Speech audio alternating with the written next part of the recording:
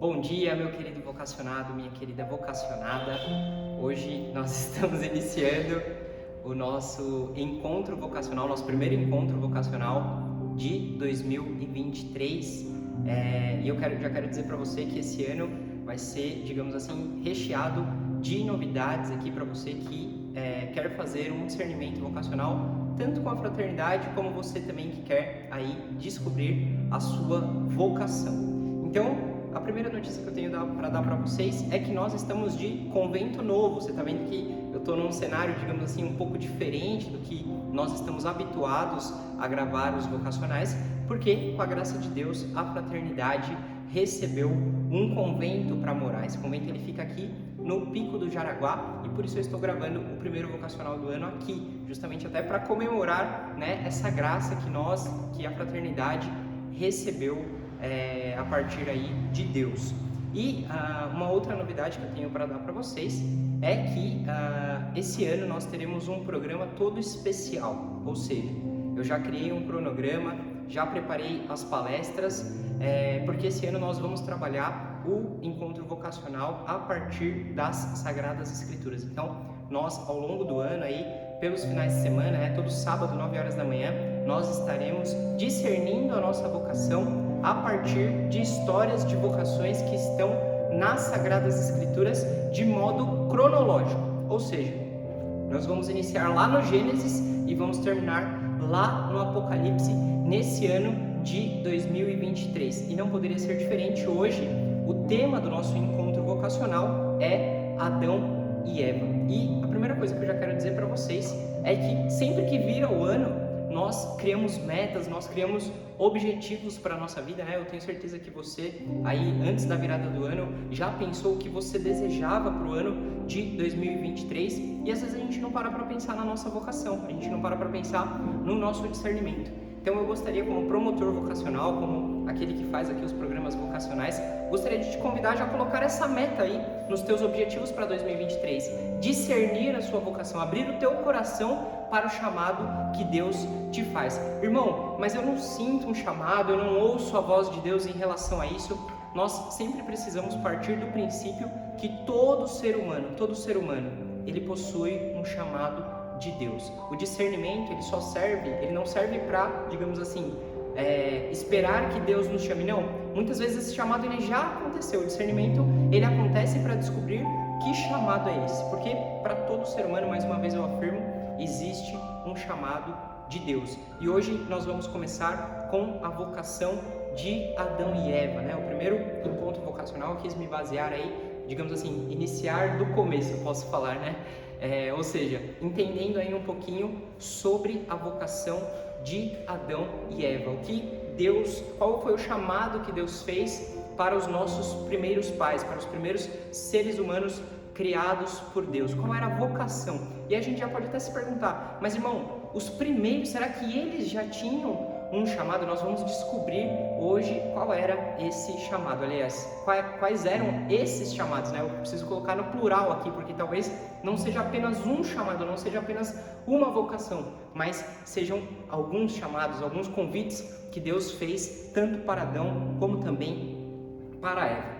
E para a gente poder trabalhar, para a gente poder falar um pouquinho aí sobre a vocação de Adão e Eva, eu gostaria que você abrisse a sua Bíblia lá em Gênesis, no capítulo 1, no versículo 26.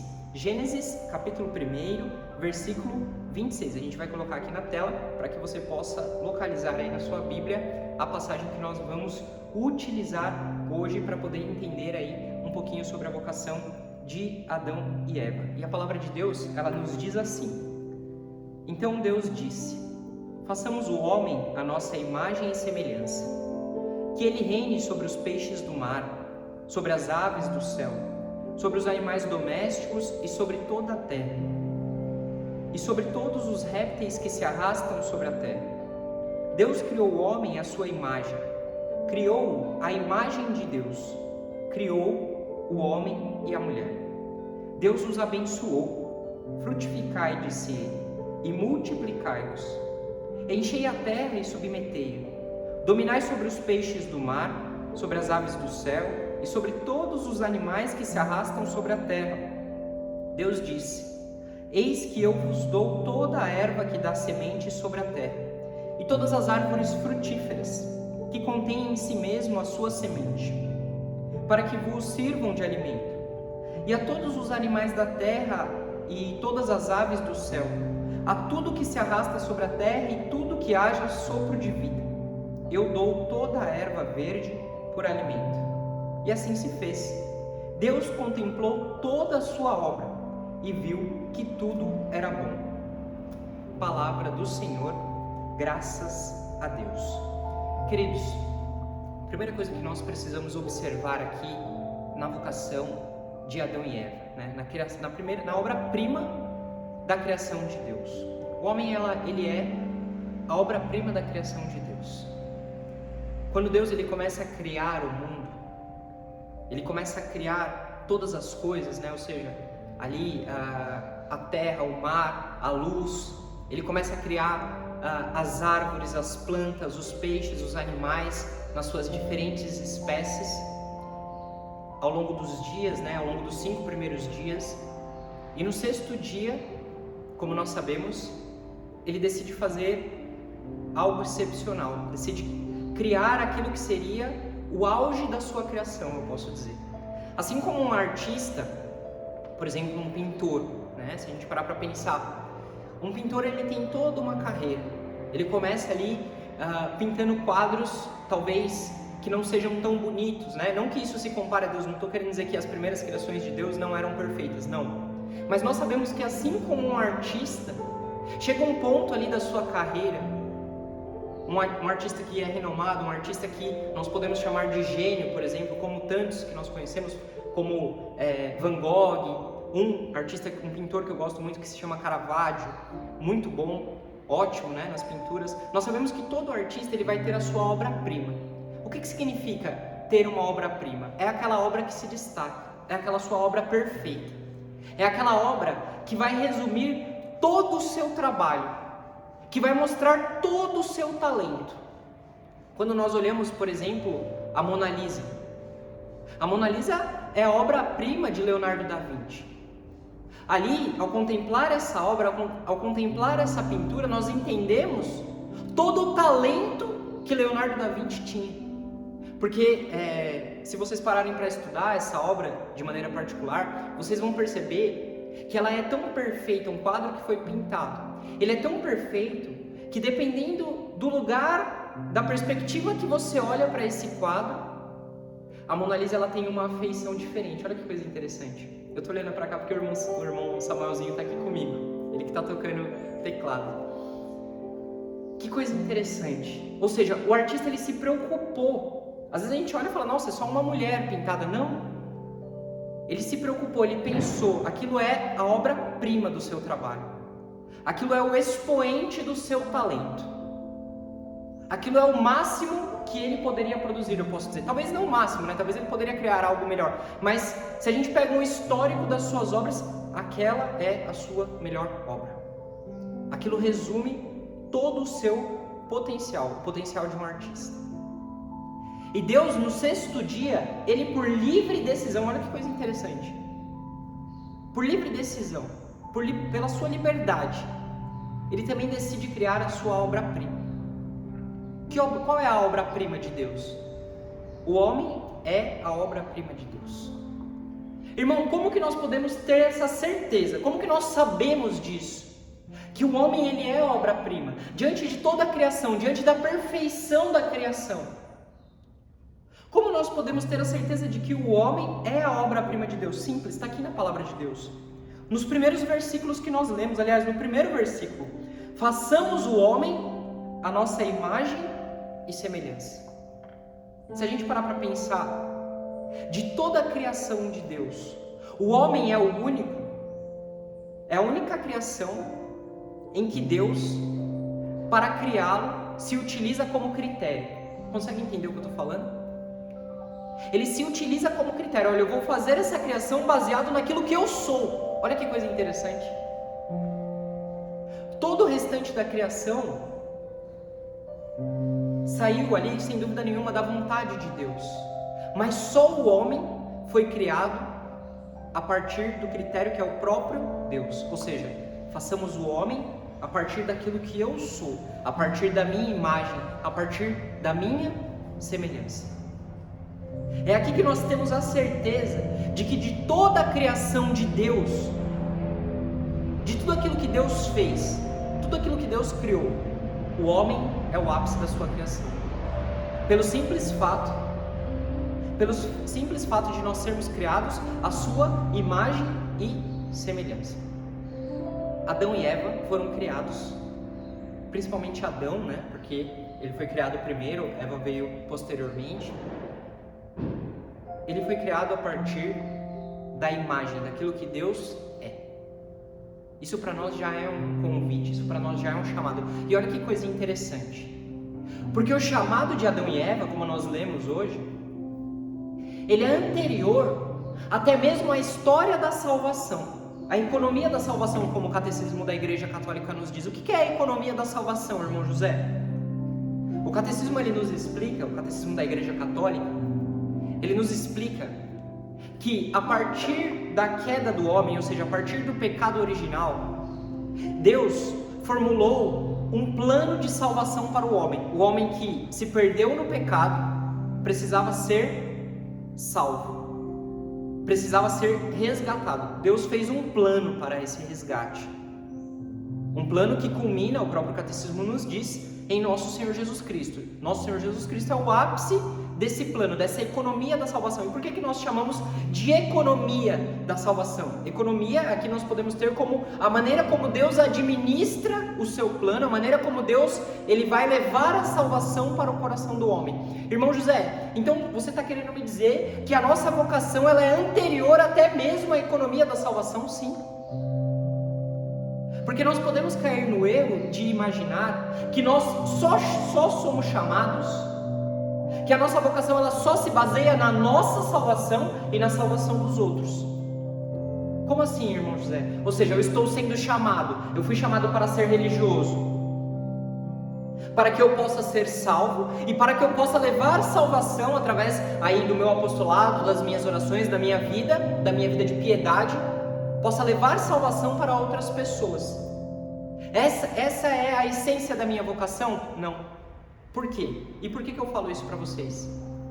Porque vamos imaginar que o homem não tivesse caído, que o homem não tivesse pecado. Será que Deus, mesmo se o homem não tivesse caído, não tivesse pecado, Ele iria ter um chamado para nós? Ele iria nos fazer um convite de vocação? Ele iria ter um sentido de vida para nós? Ele teria um plano de vida para nós? A resposta é sim. A resposta é sim. A nossa vocação, a vocação de Adão e Eva, a vocação deles transcende até mesmo a questão do pecado original. Antes do homem cair, ele já possuía um chamado. Antes do homem cair, antes do homem se afundar no pecado, ele já possuía uma vocação. Ele já possuía uma vocação. E hoje eu quero falar para vocês de 3 pontos. 3 pontos sobre a vocação do homem, sobre a vocação de Adão e Eva. O primeiro ponto, muito claro. O primeiro chamado que o homem tem, a primeira vocação do homem é ser imagem e semelhança de Deus.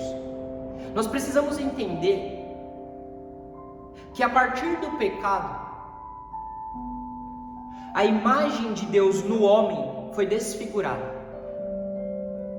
Nós precisamos entender que quando o pecado entra no coração do homem, ele desfigura essa maior característica que o homem tem, que é ser imagem e semelhança de Deus. Por isso, a partir de agora, a partir do pecado, isso para nós, nos tornarmos semelhantes a Deus, nos tornarmos imagem de Deus, é para nós uma luta.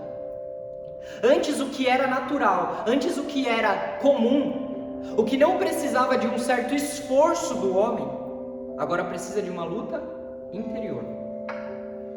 Agora precisa de esforço, agora precisa de batalha. E por que eu falo isso? Porque a própria palavra de Deus, lá no capítulo 3, em Gênesis ainda, diz, quando Deus se encontra com Caim, ele fala, olha, quando Caim está com inveja, né, ciúmes do seu irmão, ele diz assim, Deus fala para Caim, eu percebo que o pecado está te sondando, o pecado ele nos sonda. Deus fala isso para Caim, o pecado está te sondando. É isso que acontece conosco, na nossa vida. Se você parar para pensar na tua vida espiritual, é assim. Por que Deus nos deu o sacramento da confissão? Justamente por isso, porque Ele sabia que o pecado nos sondava, Ele sabia que nós somos fracos, que nós vamos continuamente cair, que nós vamos continuamente pecar. O pecado nos sonda, o pecado nos circunda, e é esse pecado que vai nos desfigurando, e agora cabe a nós lutar, batalhar, para não mais sermos desfigurados pelo pecado. E olha, eu quero te dar um exemplo para te fazer entender, pelo menos uma experiência própria que eu tive. Para pensar nos santos. Se a gente parar para pensar nos santos, por que os santos, eles nos chamam a viver uma vida de santidade? Por que os santos, eles nos atraem? Talvez nós, na nossa vida, nós nunca vamos conhecer uma pessoa santa. Assim, pessoalmente, nós não vamos conviver. Podemos, né? Talvez. Podemos conhecer e às vezes nem saber que a gente conheceu. Por exemplo, Santa Teresinha, tem uma história muito interessante sobre ela. Santa Teresinha, do Menino Jesus, ela viveu ali a sua vida no convento, e só depois que ela morreu, as irmãs dela, né, ali, depois que ela morre, uma vira para a outra e fala, nós vivemos com uma santa e não tínhamos percebido isso. Olha que coisa interessante. Mas nós corremos o risco de talvez na nossa vida inteira nunca conhecer uma pessoa santa pessoalmente, intimamente. Claro, nós temos os santos. E por que a figura deles nos atrai tanto? Porque o que reflete na vida deles é a imagem e semelhança de Deus, é isso que nos atrai. Eu particularmente, eu lembro no início da minha vocação, quando eu olhava as fotos do Papa João Paulo II, aquilo fazia o meu coração arder. Porque eu entendia, só de ver uma imagem, só de ver uma pregação, a entrega desse homem, a consagração dele, assim como de outros tantos santos. Por exemplo, eu sou muito devoto, né? Eu amo muito a vida de São Maximiliano Maria Kolbe. E quando eu vejo as fotos, quando eu leio a história dele, né? Um homem ali que sofreu um martírio para poder salvar uma família, para poder salvar um pai de família, o que reflete nessas atitudes? O que reflete nessas ações? A imagem e a semelhança de Deus. A imagem e a semelhança de Deus. Não que a própria pessoa me atrai, ou seja, é São Maximiliano Maria Kolbe que me atrai. Não. Mas é a maneira como Deus é refletido na sua vida, é a maneira como Deus é refletido na sua história, como Deus é refletido nas suas palavras, nas suas atitudes. É isso que nos atrai. Percebe como é profundo o primeiro chamado de Adão, ser imagem e semelhança de Deus? Percebe como é profundo o chamado que nós temos e como ele antecede até mesmo a história da economia da salvação, como ele antecede a história ali do pecado original. Antes mesmo do homem cair, ele já possuía uma vocação, ele já possuía um chamado. Deus já tinha algo reservado para ele. Não pensem, queridos, que a nossa vocação, e olha, eu não quero que você me entenda mal, a nossa vocação é sim para a nossa salvação, é sim para a salvação do próximo. Então, irmão José, você falou que, na verdade, a minha salvação ela não serve para minha, aliás, a minha vocação ela não serve para a minha salvação. Não, eu só quero que você entenda que a sua vocação ela transcende, ela é anterior até mesmo a essa história da salvação. A própria palavra de Deus em Isaías vai nos dizer, Deus nos conhece pelo nome, ainda no ventre de nossas mães, Ele já nos conhecia. Ainda no ventre de nossas mães, Deus já pensava em nós, já pensava na nossa história, Deus já sabia o chamado que Ele ia nos fazer. Entende isso? Cara, irmão Samuel, eu fico assim impressionado com isso, porque para discernir a minha vocação, eu demorei 21 anos. Eu precisei crescer, eu precisei me desenvolver. Fiz até uma faculdade. Só depois é que eu fui ouvir o chamado de Deus. Mas eu confesso para vocês, eu tenho para mim, a partir daquilo que está na Sagrada Escritura, de que desde o ventre da minha mãe, Deus já sabia o que Ele queria para a minha vida. Quando eu fui gerado ali no ventre da minha mãe, eu tenho certeza que Deus já pensava: esse meu filho aqui, eu quero que seja um religioso. O que eu sonho para ele, o que eu sonho para a vida dele, é que ele seja um religioso e, com a graça de Deus, um sacerdote um dia. No ventre das nossas mães, Deus já sabia ao que Ele iria nos chamar. A nossa vocação, ela transcende, ela é anterior, ela é maior do que a própria história, aliás, do que a própria economia da salvação nas nossas vidas. Adão e Eva, antes do pecado original, já possuíam uma vocação, já possuíam um chamado de Deus. E percebam, nós estamos falando ainda do primeiro ponto, imagem e semelhança de Deus. Percebam, meus queridos, como o pecado nos desfigura, como o pecado ele nos distancia daquilo que Deus tem para nós. É só a gente parar para pensar, por exemplo, uma das pastorais da Fraternidade de São João Paulo II é ir para a Cracolândia, é tirar ali as pessoas, os usuários de droga da rua, levar para a nossa chácara de recuperação para tentar ajudá-los. Queridos, se você nunca foi numa Cracolândia, se você nunca passou perto, eu te faço o convite, procura na internet. Como ficam as pessoas que moram nesse lugar? As pessoas que estão ali entregues à droga, entregues ao pecado, elas ficam desfiguradas, desumanizadas. Você não consegue olhar para uma pessoa que é usuária, que é viciada em crack, e enxergar ali um ser humano. Não estou aqui dizendo que eu não enxergo o ser humano que existe nessas pessoas. Estou dizendo que eles chegaram a um ponto nessa vida de vício, nessa vida de pecado, que eles foram desfigurados. Desfigurados. E olha, eu te garanto, isto não é ser imagem e semelhança de Deus. Não estou aqui fazendo um julgamento, ou seja, a pessoa é culpada. Não é isso que eu estou falando. Cada um tem a sua história. Eu estou dizendo aquilo que a palavra de Deus nos diz: o salário do pecado é a morte. E essa morte, ela não é uma morte rápida, ela é uma morte lenta, uma morte que vai tirando ali todos os aspectos de semelhança de Deus em você, todos os aspectos de imagem de Deus em você. Eu fico pensando uma outra coisa, né, que talvez possa tocar a tua realidade. Uma outra coisa que nos desfigura. Hoje, os jovens está na moda, né? Hoje, ter o corpo todo tatuado. Tatuagem, piercing. Esses dias eu encontrei uma jovem, acho que não tinha nem 20 anos ainda, já tinha tatuagem no rosto. No rosto. Ou seja, onde está a imagem e a semelhança de Deus aqui?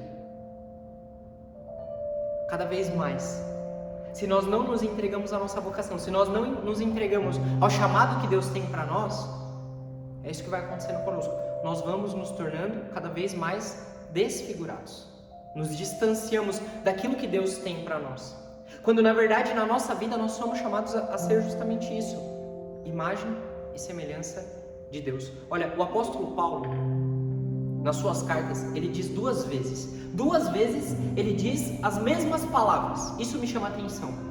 Lá na primeira carta aos Coríntios, no capítulo 11, se eu não estou enganado, e também lá em Filipenses capítulo 3, ele diz a mesma coisa. Ele diz assim: sede meus imitadores.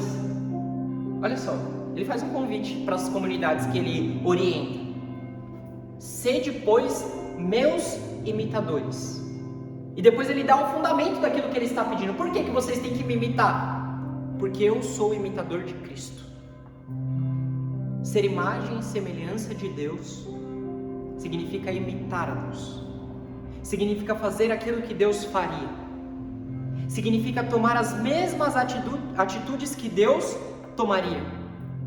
A gente vê isso na figura dos santos. Mais uma vez eu volto a esse exemplo. Vamos pegar um exemplo aqui, por exemplo, Madre Teresa de Calcutá. Como essa mulher, ela comoveu o mundo. Essa mulher, ela comoveu o mundo, ela conseguiu, digamos assim, fazer um movimento de ir em direção ao pobre, Ou seja, de comover as pessoas a se preocupar com aqueles que são mais necessitados. Por quê? Porque as atitudes que ela tinha, as atitudes de caridade, de ir ao encontro dos mais necessitados, eram as mesmas atitudes que Deus teria. Ir ao encontro daqueles mais necessitados. Ou seja, se a gente lê os evangelhos, a gente percebe, Jesus ele vai ao encontro dos mais necessitados. Ela se tornou imagem e semelhança de Deus a partir disso. Ser imagem e semelhança é imitar a Deus. Sede, pois, os meus imitadores, porque eu sou de Cristo. Eu sou de Cristo. Um segundo ponto para essa pregação.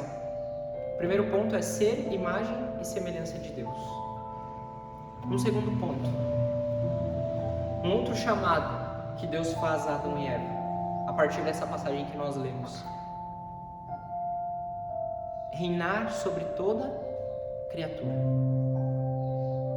Deus criou todo o mundo, todas as coisas, visíveis e invisíveis, e confiou ao homem a administração de toda essa criatura. Se a gente parar para pensar, quando Deus cria o mundo se torna para Deus, porque o catecismo da Igreja Católica vai nos dizer o seguinte: o mundo foi criado para a glória de Deus.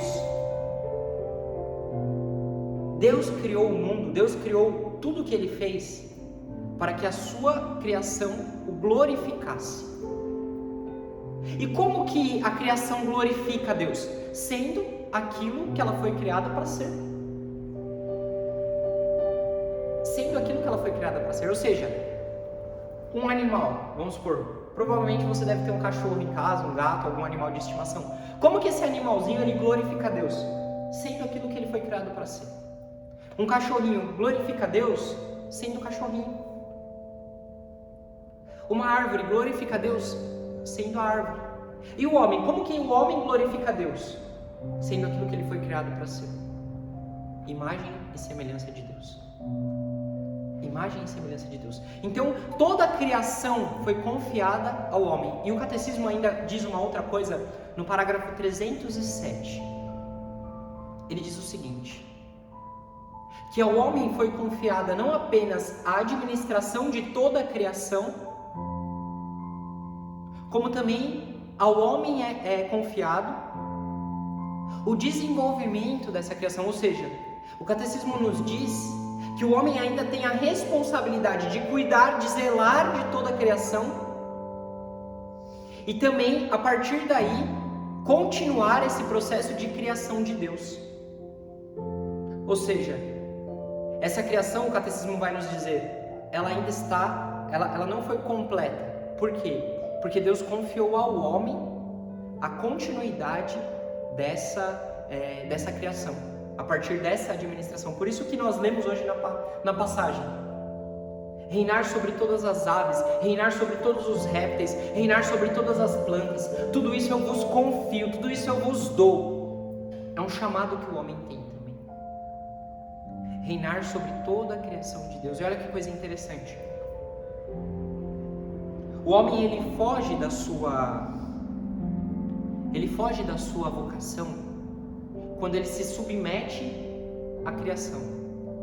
Quando ele, na verdade, ele precisa reinar sobre a criação, ele se submete a essa criação, ou seja, ele se coloca abaixo dessa criação. Em que momento, irmão José, você está falando? No momento em que a serpente diz: olha, coma desse fruto. O homem obedece aquilo que ela fala. Quando ele foi convidado a reinar sobre aquela criatura.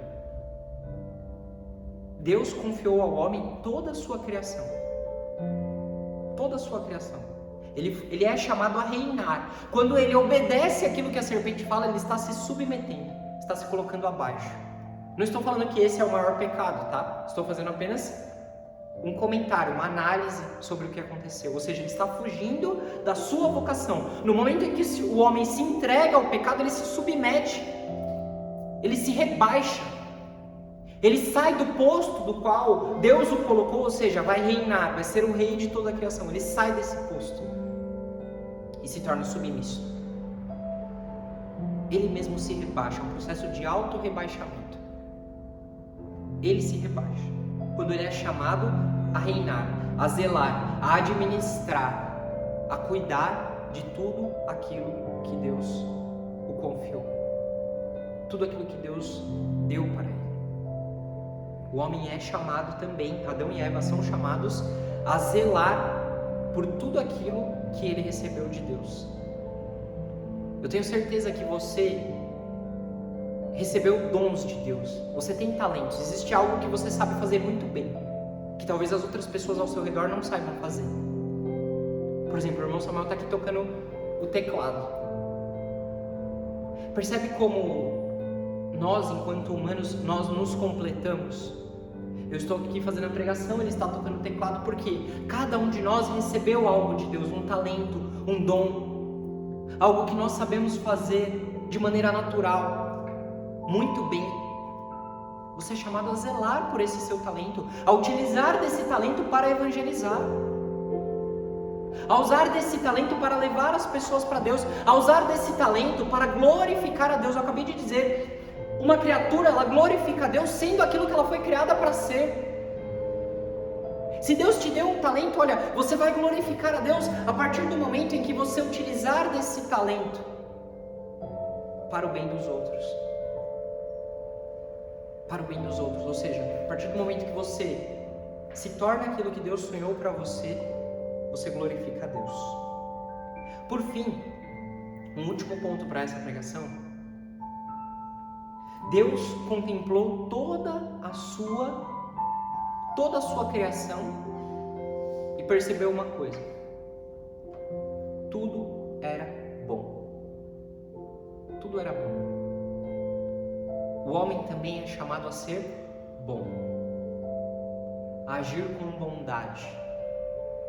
Irmão, o que isso significa? Se nós pegarmos o Evangelho, lá em Mateus capítulo 11, nós vamos entender que um jovem, ele procurou Jesus, porque ele estava inquieto. E quando ele se dirige para Jesus, ele diz o seguinte: olha,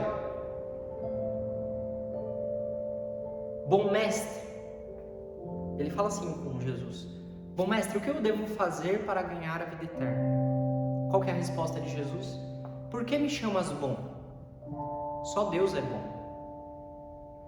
Só Deus é bom. Percebe como o último ponto liga ao primeiro?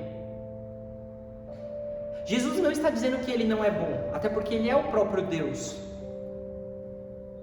Ele está dizendo o seguinte: para nos tornarmos pessoas boas, nós devemos imitar a Deus. E o que é ser bom, irmão José?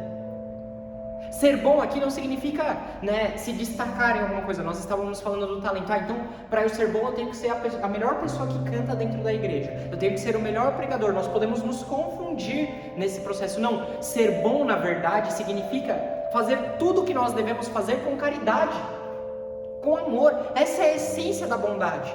Deus viu que era bom. Ou seja, esse é o primeiro ponto da bondade, Fazer tudo com amor, tudo com caridade. Fazer tudo em prol do próximo, em favor do próximo, por amor. Ou seja, aquilo que nós acabamos de dizer, tomar as mesmas atitudes que Deus tomaria. Ser bom significa isso. Significa ser generoso, significa ter um coração que vai ao encontro do necessitado, um coração que não é ganancioso, um coração que não foge das suas responsabilidades. Existe um outro ponto numa pessoa que é boa também. A pessoa que é boa, a pessoa que tem uma bondade no coração, ela também foge daquilo que é mal. Ser bom também significa isso, se afastar daquilo que é mal. E percebam, nesses 3 pontos que eu falei para vocês: ser imagem e semelhança de Deus, reinar sobre toda criatura e se tornar uma pessoa boa. Ser uma pessoa boa.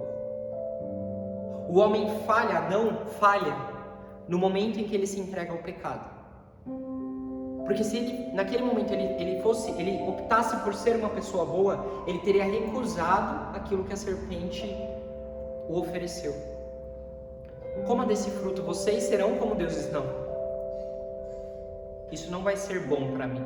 Ou seja, eu recuso a maldade. Uma característica de uma pessoa que é bondosa, uma característica de uma pessoa que é boa, é que ela recusa aquilo que é mal, aquilo que vai fazer mal para ela ou vai fazer mal para os outros. Não, isso não vai ser bom. Essa é uma característica. Que na nossa vocação nós possamos, assim como foi o chamado para Adão e Eva, buscarmos ser, independente da nossa vocação, se você é chamado para ser leigo ou consagrado, se você é chamado para ser religioso, para ser sacerdote, se você é chamado a constituir matrimônio, entenda, esses 3 pontos eles estarão presentes na sua vocação.